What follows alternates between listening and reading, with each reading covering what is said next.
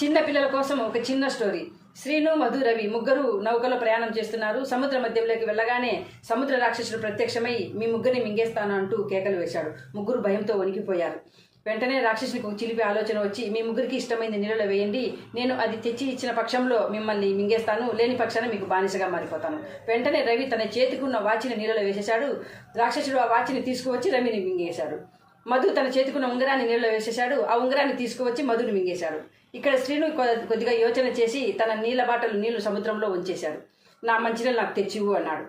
దెబ్బకు దయ్యానికి దిమ్మ తిరిగిపోయింది. రాక్షసుడు తన ఓటమిని ఒప్పుకొని శ్రీనుకు బానిసగా మారిపోయాడు. వెంటనే శ్రీను ఆజ్ఞాపించాడు, నా స్నేహితులు ఇద్దరిని బతికించు అని. వెంటనే రాక్షసుడు ఇద్దరిని కక్కేశాడు. ఇక మీదట నీవు ప్రయాణికులను ఇబ్బంది పెట్టనని మాటిస్తే నిన్ను వదిలేస్తాను అని శ్రీను అనగా రాక్షసుడు ప్రమాణం చేసి మాయమైపోయాడు. ఈ స్టోరీ మీకు నచ్చితే లైక్ చేయండి, షేర్ చేయండి. ధన్యవాదాలు. God bless you, my friend.